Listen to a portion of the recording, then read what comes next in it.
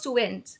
So today I have got some case studies for you people, and these case studies will not going to help you in your board exam but also in your CUT exam 2024. So stay tuned, do watch the complete video, do not skip the video, and do subscribe to my channel. So let's get started. So the first question is the objective of management which consistently creates economic value for various constituents of society. That means जो society के लिए काम कर रहा है, तो एक हमारा society के लिए हमारा एक ही objective है, that is social objective. Organizational जो होता है उसको हम economic objective भी बोलते हैं. उसमें 3 parts होते हैं. One is the growth, survival and profit. ठीक है, तो उसके हमारे 3 पार्ट्स होते हैं. पर्सनल हम एम्प्लॉयज के लिए करते हैं, तो इसमें हमारा कौन सा होगा, जो सोसाइटी की वेलफेयर के लिए होता है, that is social objective. So the answer is B. So I request students then that keep your notebooks with you so that you can also do simultaneously. आपको पता चलेगा कितना आपको आता है और कितने आपके करेक्ट है. ठीक है, तो इसलिए आपके एक मॉक टेस्ट की प्रैक्टिस भी हो जाएगी और ये केस स्टडीज आपके लिए हेल्प करेगा कि आपके बोर्ड एग्जाम्स के लिए भी और आपकी CUT के एग्जाम्स के लिए भी, और एक तरह से आपकी ये रिविजन है. Okay, so do not miss it. The second question is Arnav has recently started a business to sell computers. He had a shop at Nehru Place in Delhi where he assembles, make computers and various components, supplies them as per order. तो वो computer बनाता है, ठीक है, और सारा जो है बना करके he supplies also as per the order. He performs a series of composite but separate functions simultaneously and ensures that computers are delivered in time as per orders. ठीक है, और वो देखता है कि टाइमली जो है कंप्यूटर जो है वो डिलीवर हो जाए एज पर दी ऑर्डर. तो सीरीज, यहाँ पे आपको कीवर्ड्स का ध्यान रखना है, दैट इज सीरीज. सीरीज का मतलब होता है कंटिन्यूस. तो यहाँ पे आपको फीचर बताना है मैनेजमेंट का कि कौन सा फीचर आएगा. वो असेंबल करता है कंप्यूटर्स को और वो सोल्ड आउट करता है एज पर दी ऑर्डर. तो इसमें कंटिन्यूस जो है हमारा वो सीरीज है, that is a continuous process. ठीक है, एक के बाद जो वो है वो चलता चला जाता है. It's a never ending thing. Pervasive जो होता है दैट इज यूनिवर्सल होता है. Dynamic that keeps on changing. Group activity जो होती है वो टीम स्पिरिट होती है. तो इसमें हमारा कौन सा हुआ, कंटिन्यूस प्रोसेस. ठीक है. Next question, management is essential for the following organisation, big और स्मॉल, प्रॉफिट और नॉन प्रॉफिट, सर्विस और manufacturing, all of these.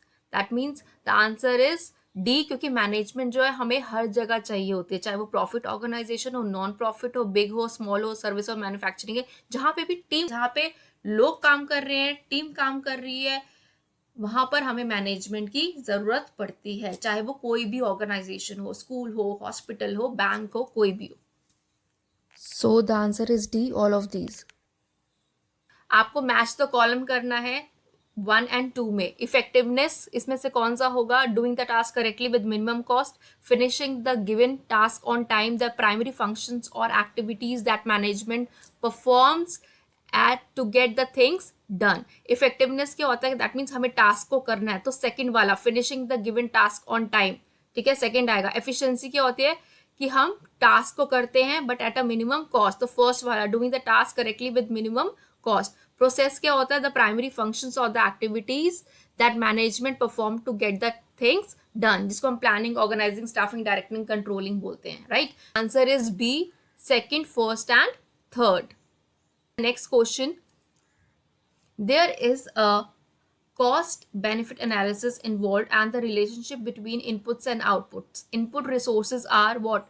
Money, material and equipments, persons required to do a particular task, all of these.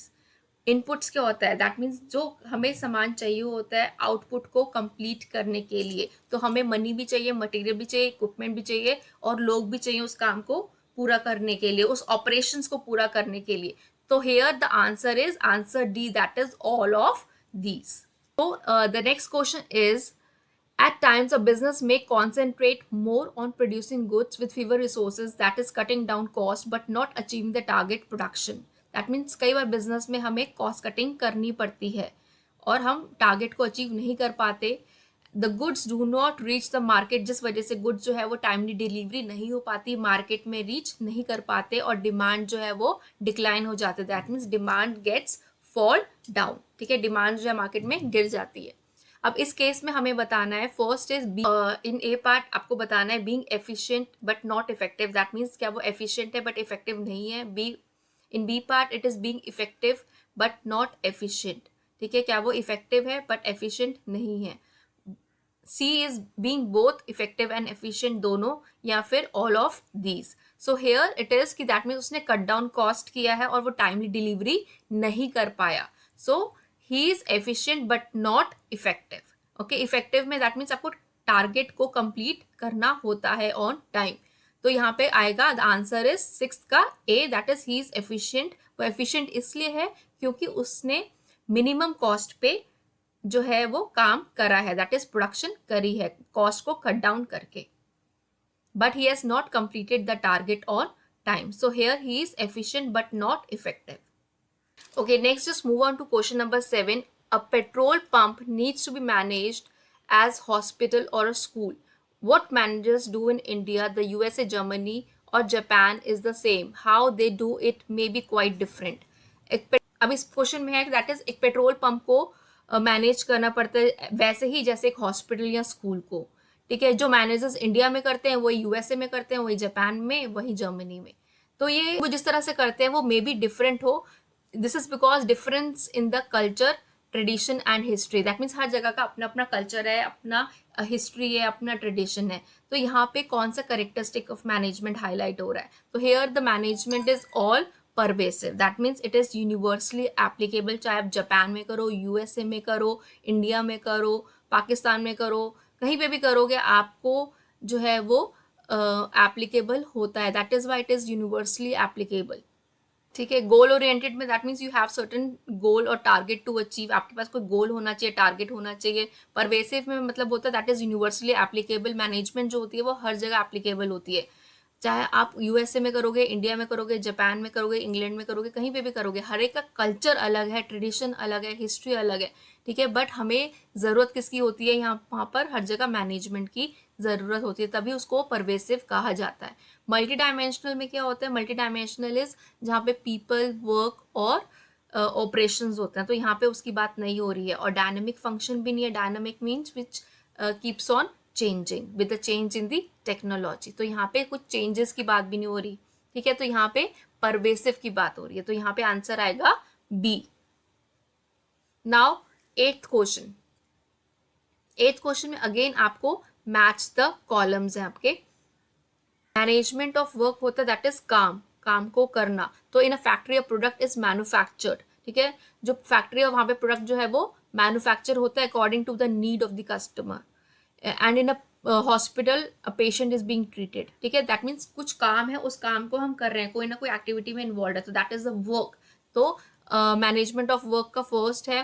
Then management of people किस में है, people is the task of management is to make people work, काम लोग जो है काम को करेंगे ऑर्गेनाइजेशनल गोल को अचीव करने के लिए, दैट इज लोग, पीपल जो एसेट है ऑर्गेनाइजेशन में जो उस काम को करेंगे, तो इसमें कौन सा वाला आएगा, थर्ड पार्ट। और मैनेजमेंट ऑफ ऑपरेशंस, ऑपरेशंस होता है जो आपके इनपुट्स होते हैं उसको आउटपुट में कन्वर्ट करना, दैट इज आपके रॉ मटेरियल से फाइनल आउटपुट बन रहा है। अगर शुगर केन है, गन्ना है, गन्ने से चीनी बन रही है, तो वो ऑपरेशंस है, रॉ मटेरियल को कन्वर्ट करना इनटू फिनिश्ड प्रोडक्ट। तो यहाँ पर आएगा answer will B D, first, third and second. Okay, next question is every member of an organization has a different purpose for joining the organization. अब हर member purpose होता है उस organisation को join करने का, but as a member of the organisation they works towards achieving the common organisational goal. But हर employ जो है काम करता है उस ऑर्गेनाइजेशन, जो हमारा कॉमन ऑर्गेनाइजेशनल गोल है उसको अचीव करने के लिए, and this requires team work and coordination. और इस वजह से आपस में बीइंग इंडिविजुअल एम्प्लॉयज, आपस में लोगों का कोऑर्डिनेशन होना जरूरी है, उनको टीम की तरह काम करना है कि हम कॉमन गोल को अचीव कर सके। तो इसमें आपको बताना है कि कौन सा कैरेक्टरिस्टिक है मैनेजमेंट का। तो सबसे पहले फर्स्ट आता है goal oriented, that means setting up of गोल, ऐसा कोई नहीं है। It is a group activity, group का मतलब हम एज अ टीम काम कर रहे हैं, तो यहाँ पर हमारा आंसर है as a group activity, that is team की बात हो रही है, जहाँ पे हम आपस में कोऑर्डिनेट करते हैं and we work together as a team to achieve the organisational goal. Third है मल्टी डायमेंशनल भी नहीं हो सकता क्योंकि उसमें वर्क, पीपल एंड ऑपरेशंस होता है. एंड डायनेमिक फंक्शन में क्या होता है, that is it keeps on changing. ठीक है, बहुत फ्रिक्वेंटली चेंज होता है. तो इसमें हमारा आंसर रहेगा, answer will be B, that is management is a group activity. So I hope it is clear to everyone. So in case if you have any doubt, then you can ask me in the comment section. Okay, so the next question is, an organization interacts with its external environment which consists of various socio-economic and political factors. अब एक organization जो है वो work करती है business environment में, जो include होता है हमारा social, economic and political factors. In order to be successful, an organization must change itself and its goals according to the needs of the environment. अगर एक ऑर्गेनाइजेशन को सक्सेसफुल होना है तो उसको चेंज होना पड़ेगा जो भी हमारी एनवायरनमेंट की है रिक्वायरमेंट्स उसके accordingly.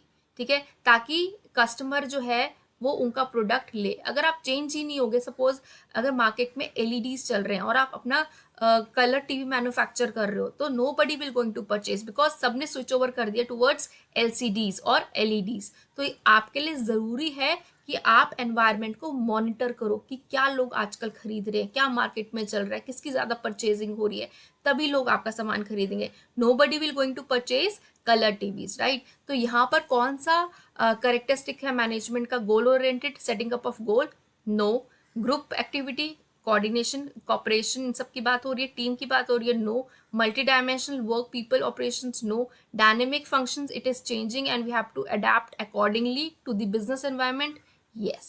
So the answer is D. That means 10th का D is the correct answer. So I hope students कि हमने जितनी भी केस स्टडीज़ की हैं आप सबको समझ आ गई होंगी. We have it's been very simple. अगर आप साइमल्टेनियसली साइड बाय साइड करोगे तो आपकी रिविजन भी होगी, आपकी प्रैक्टिस भी होगी. So in case if you have any doubt, any problem, then you can ask me in the comment section, and please do subscribe to my channel for the upcoming videos.